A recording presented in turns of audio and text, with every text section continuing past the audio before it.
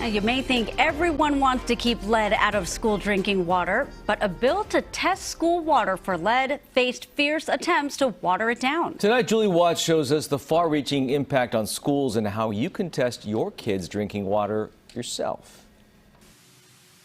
Yeah, guys, you can see there have been quite a few edits. The bill was initially supposed to test all schools' drinking faucets for lead, but fierce opposition cut about a quarter of California schools out of the testing.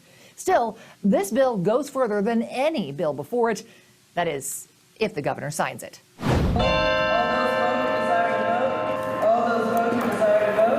And most of the legislature did desire to help ensure kids have access to lead-free water at school by passing AB 249 with bipartisan support. But it wasn't without a fight. What we're looking at is, of course, the inevitable increased cost. This legislation, supported by health advocates and opposed by water agencies, also faced opposition from school administrators who argued replacing lead-contaminated fixtures would be too expensive.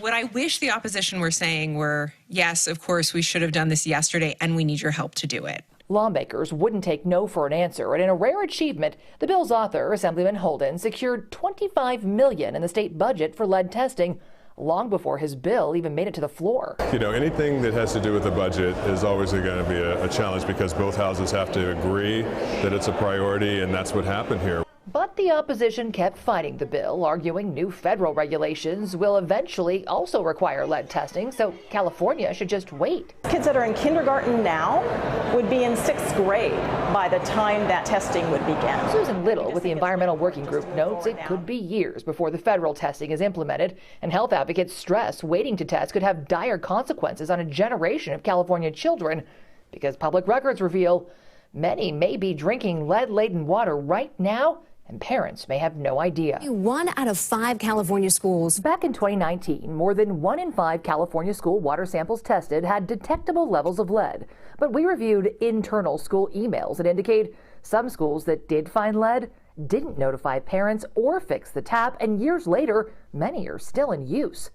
You see, the state's public health goal for lead in water is 2 parts per billion. The maximum allowed in bottled water and at daycares and preschools is 5 parts per billion. But existing law only required schools to remove or repair the tap if they found lead above 15 parts per billion. That's the EPA action level set for corrosion control, not safety. Pediatricians stress there is no safe level of lead for kids, which is linked to learning disabilities and developmental delays.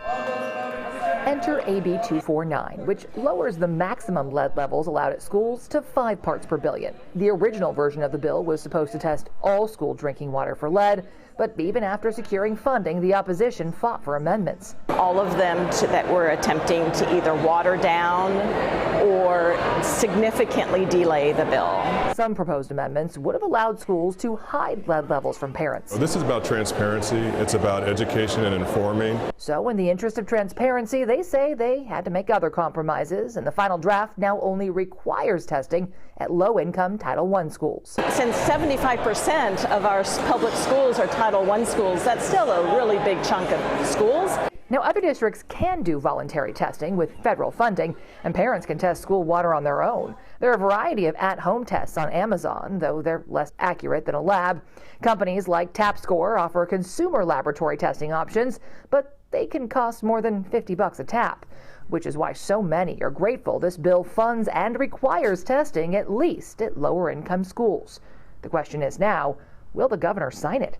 His office declined to comment and pointed to his veto of a similar bill last year, which cited concerns about the cost and scope of that proposed testing.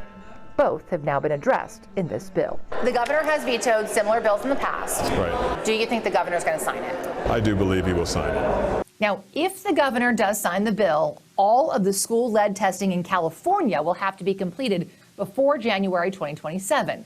A draft of the new federal lead regulations is also expected soon.